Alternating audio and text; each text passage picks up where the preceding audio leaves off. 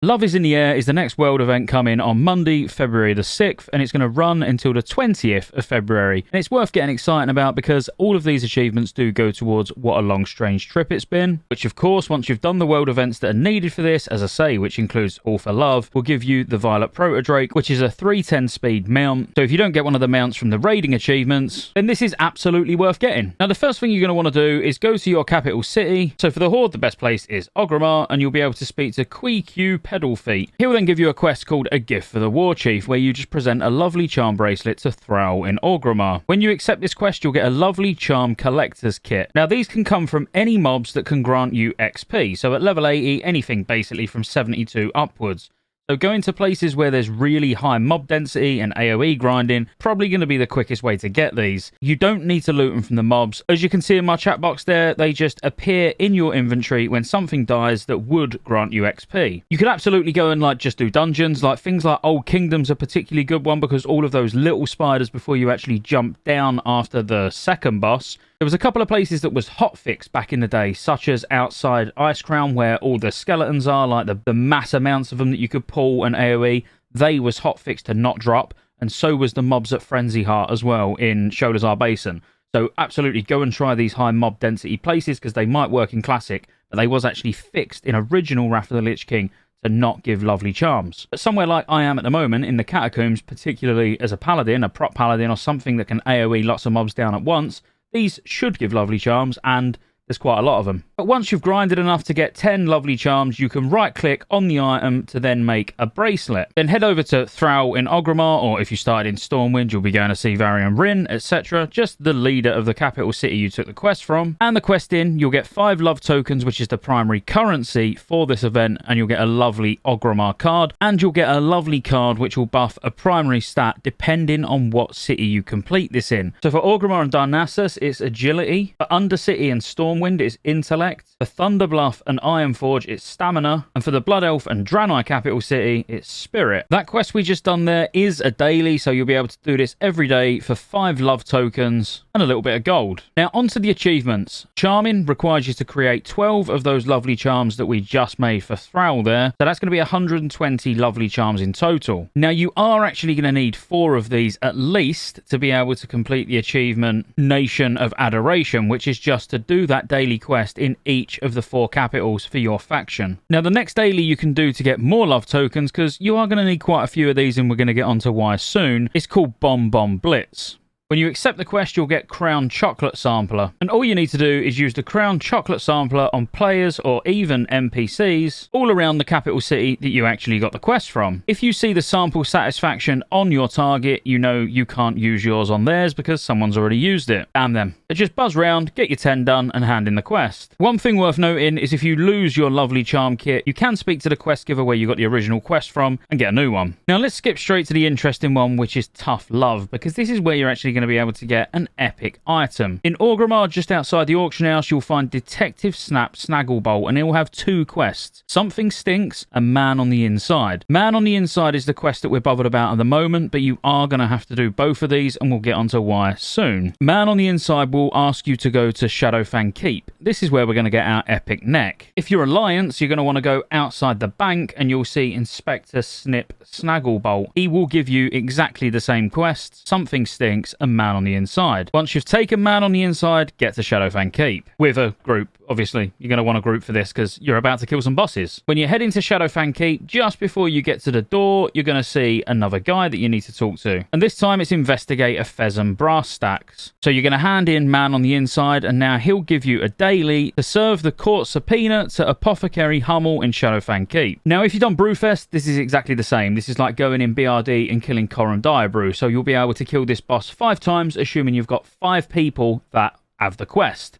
It's not just an epic neck you can get. You can also get a really, really sick mount. So what you'll get is a standard Apothecary serving kit. You're going to want to open that bag, and then you're going to get Perfume Neutralizer and Cologne Neutralizer, as well as the item that you actually need to hand in. Now, these 2 items are incredibly important to the actual fight that you're going to do, but quite honestly, with the amount of damage we do nowadays, these are just going to fall over anyway. But Perfume Neutralizer negates the harmful effects of alluring perfume, and Cologne Neutralizer negates the harmful effect of irresistible cologne. So when we hand this quest in, the boss fight is going to start. Depending on what boss you're actually fighting at the time depends on what you want to use. So it's alluring perfume at the start, so you're going to want the perfume neutralizer on. Put both of these on your bar, and depending on what type of damage is going out at the time, whether it's perfume spray or cologne spray, you'll want to be switching between these to negate the damage. Like I say, quite honestly, they're going to die so fast, probably haven't even got to worry about it. But once you kill all 3 of them, you're not only going to get some epic loot, you're also going to get the achievement Tough Love. Apothecary Hummel's the one you're going to want to loot, and you're going to get 1 of 4 necks. Now, all of these necks are the equivalent to the Emblem of Conquest necks. You can get the Winking Eye of Love, which is basically the same as the Frozen Tear of Elune, the Heartbreak Charm, which is basically the same as the Evoker's Charm, Shard of Pirouetting Happiness, which is basically the same as Shard of the Crystal Forest, Sweet Perfume Brooch, which is the same as Brooch of the Wailing Knight, and Choker of the Pure Heart, which is the same as the Spiked Battleguard Choker. Now, without the item level buff, these would ordinarily be the same item level as these necks, which would be 226. Unfortunately, because the item level was buffed for Ulduar gear, the Emblem of Conquest necks are actually 232.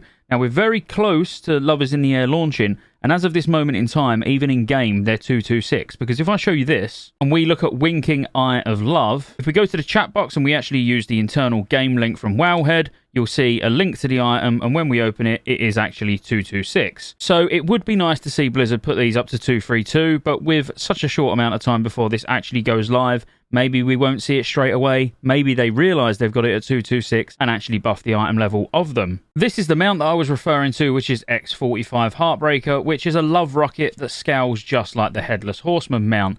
Now, back in Wrath of the Lich King, when there was actually random dungeon finder, you would get a bag each day, which you would open on your first kill of the boss each day, and it might contain one of these items, which, to be fair, the main thing you're bothered about is the mount. Whereas in Wrath Classic, with no random dungeon finder, I assume it's just going to drop from the boss, or you'll get a bag drop from the boss. But gut instinct just tells me it's going to drop exactly the same as the mounts did in Brewfest, which is directly from the boss.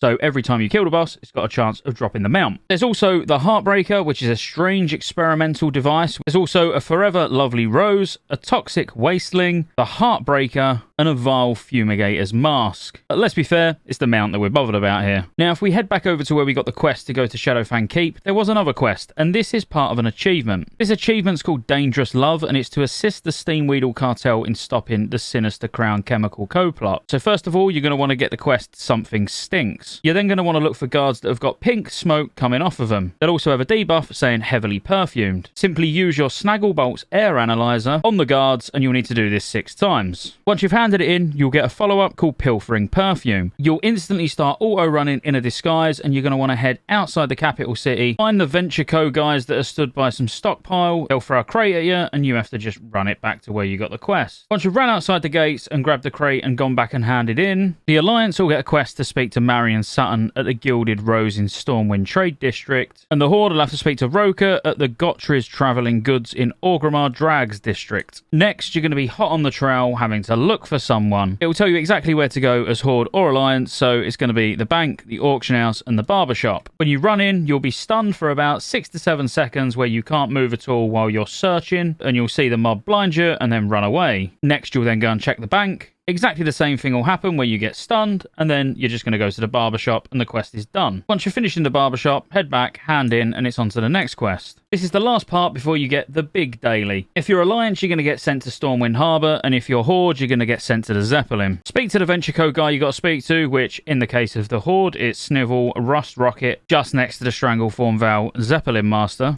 Click through a bit of dialogue and the quest is done. At super speeds, you're now running back to the detective where it all began. This now unlocks a new daily that you can do every day called Crushing the Crown, and this is to kill 5 crown sprayers. Now, this quest is completely level dependent. So at level 80, it's going to send you into the Forlorn Woods of Crystal Song Forest, whereas if we was to say you was level 10, it would just send you outside the gates of Orgrimmar. All you need to do is head here on the map if you're doing this at level 80, kill the crown sprayers that you see, because you're going to need 5 of these, and then just use your explosives to blow up the wagon. Once you've killed all 5 and the wagon's destroyed, you can then go back and hand in. Once you hand the first one in, that's your achievement for Dangerous Love. That was the longest achievement.